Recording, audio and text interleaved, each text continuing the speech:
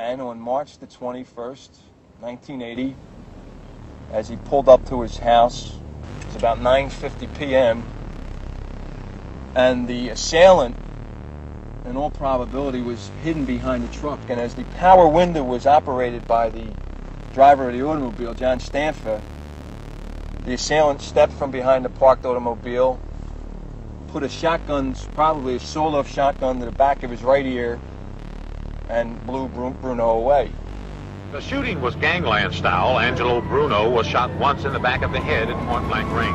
It was a sudden death that left the reputed mob boss frozen, his mouth open as if to call for help, but no one would hear him. The horror of Angelo Bruno's murder outside his own home is remembered by his daughter Jean.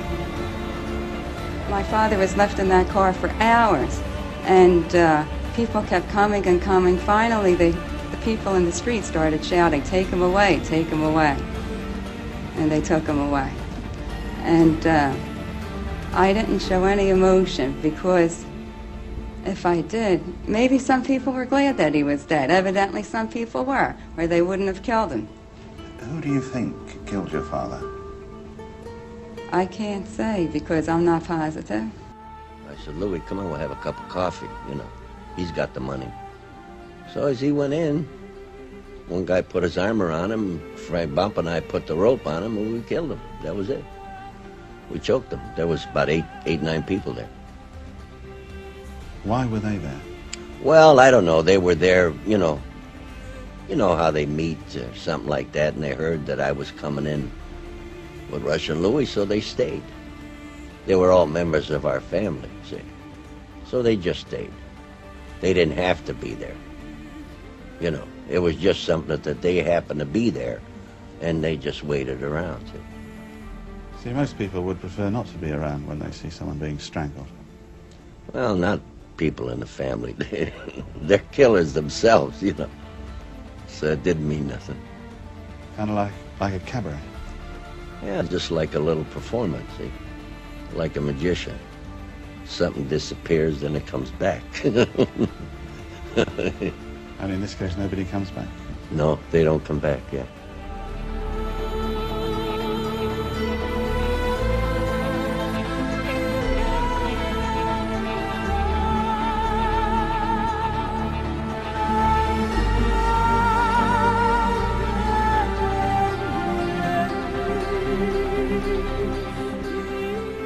Still one major role to cast, that of Luca Brasi, the Godfather's personal hitman.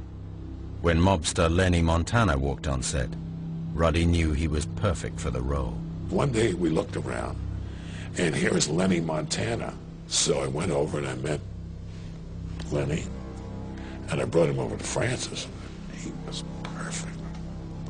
He was of the boys, and he was a major player. Lenny Montana was a hitman and a bodyguard for one of the big families.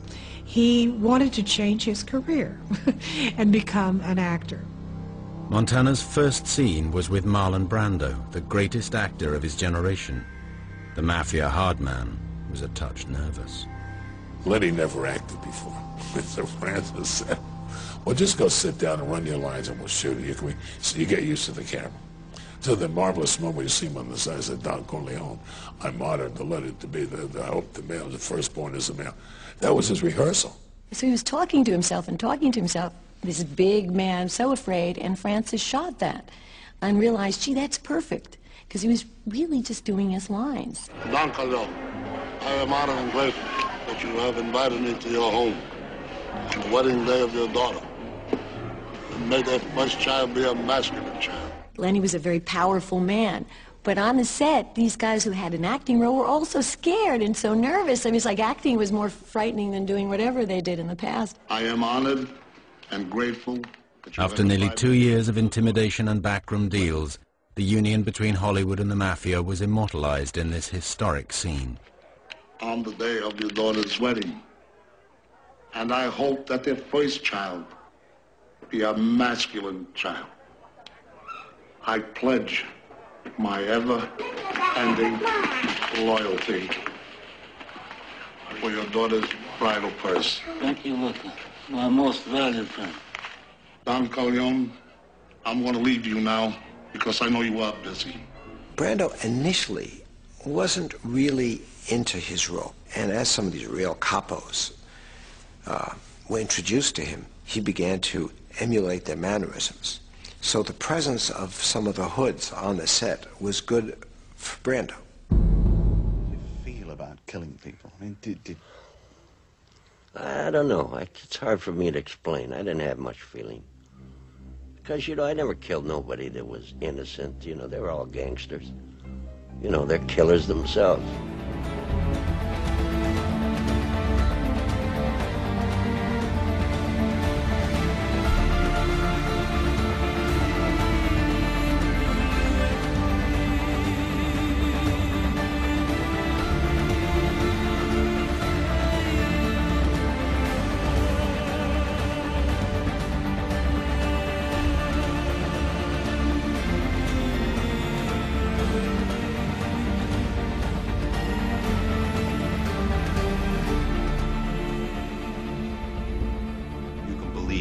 That they've murdered people and cut them up and threw them to the fish and all that stuff.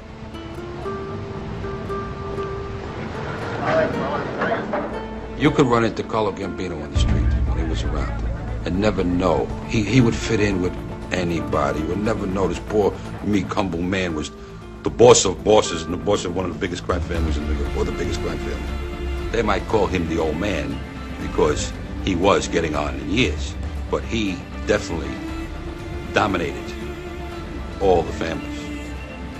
Nobody could get away with anything. Which means if somebody tried to come in and take over some of his territory, they could never do it because of his powerful, big. It's unbelievable the size of his family and the power the man had accumulated during the years, not only on the streets, but with politicians and cops and all kinds of people that he had literally corrupted. It wasn't only Brando who was drawing inspiration from the real-life mafia. James Caan, who played Sonny Corleone, was getting closer to the mob than most. Jimmy Caan loves gangsters. If Jimmy Caan can get a button and be made, and he had the choice of being made or being an Oscar winner, he'd take the button. He always wanted to be a tough guy, Jimmy Caan. Caan was being seen with Carmine Jr. the Snake Persico, the underboss of the Gambino crime family. Persico was under scrutiny by the FBI, and by associating with him, so was Jimmy Caan. The FBI began to even notice him being around mob figures, and they didn't know him as an actor because he wasn't a big star at the time. They thought he was a young, rising mob guy. He was getting himself and looked at very carefully by the government, by the FBI. Everywhere we went, restaurants, wherever we would go, there was the ubiquitous white Ford, which we knew from past experience was the FBI. With the FBI, Hollywood and the Mafia all converging, it was only a matter of time before things would disintegrate. After warnings from the FBI, the crew would narrowly escape an assassination attempt. We got the word from the FBI not to be there. There was hysteria, pandemonium. There were bullets flying all over the place. And during the last days of production, the streets of New York would erupt into a fully fledged Mafia war. During the filming of The Godfather, Hollywood and the Mafia had become so closely linked that the entire production was under surveillance from the FBI. We were watched by everybody.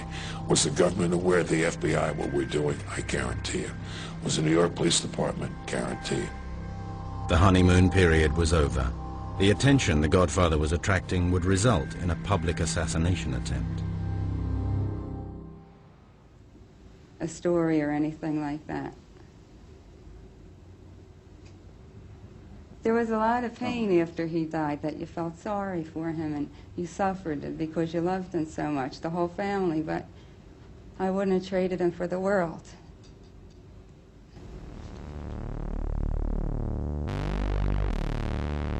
This was the beginning of what is referred to as the mob war in Philadelphia. Since that date, at least 18 people with organized crime connections have been killed.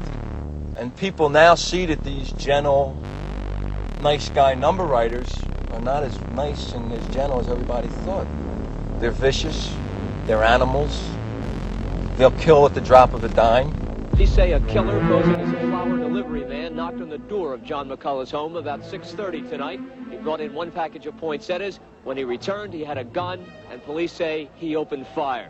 The 60-year-old union leader lay on the kitchen floor. Police tried to calm his wife, Audrey, who was standing just a few feet away when her husband was shot. Police sources say tonight's murder of McCullough was an organized crime hit, just as carefully planned as the murder of Angelo Bruno last March.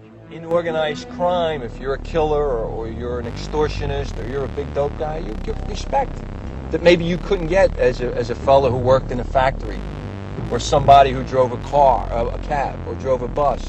Philip Chicken Man Testa, the alleged boss of Philadelphia's underworld, died when a bomb, possibly set off by remote control, exploded in the doorway of his South Philadelphia home. Police are calling it a mob assassination. The explosion was so powerful it shattered dozens of windows and was heard by police cars nearly 2 miles away. I've seen people that I went to school with who were the quietest, mildest, most intelligent people that you would go to school with, and 20 years later you see them now, they're involved in some type of organized crime, whether they're involved in bookmaking, loan sharking. They live fast, they live big, they drive big cars, always have a lot of money in their pocket. And it's part of that mentality that allows organized crime to exist. Police responding to the call immediately recognized the victim of the shooting, 49-year-old Frank Chicky Narducci. Narducci, who had been arrested 55 times, was regarded as a top man in illegal gambling in Philadelphia. Narducci was gunned down as he got out of his late-model Cadillac Seville, only several hundred yards from his Broad Street row home. The door of the car was still open as Narducci hit the pavement, apparently knocked back a few feet by the impact of the high-caliber weapon. For everybody who gets killed, for everybody who goes to jail, there's some young guy coming up off the streets who's going to take his place. The money's easy, you don't have to work, there's a glamour, there's an excitement, there's a danger, and these are elements that people live by.